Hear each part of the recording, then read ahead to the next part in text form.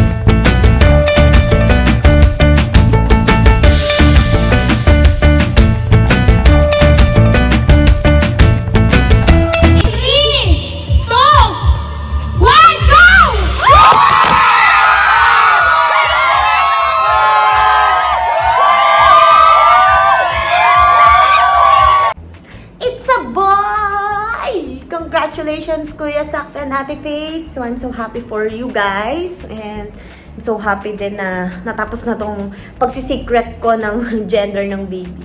So, congratulations! Yes!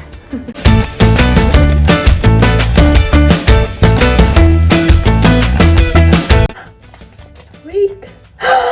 Oh my God! I'm the winner! It's a boy, sabi ko na nga ba. Kasi iba yung tiyan niya, parang pababa. Tapos sobrang laki. Hala, congratulations!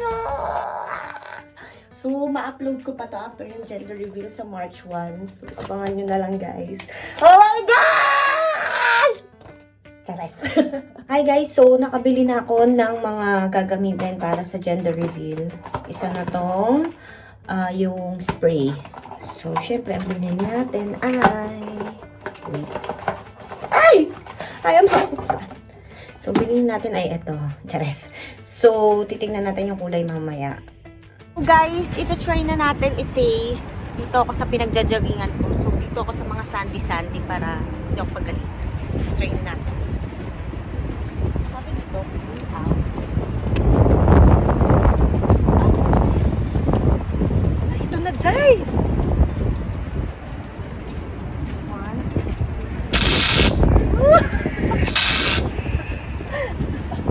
Akita nyo yun?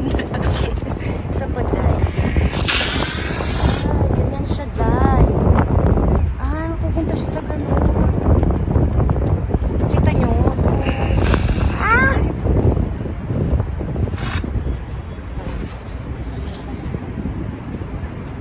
siya. Okay. Okay, success! Ak nabili! Bye! Jogging na ako. Chares, lakad lang.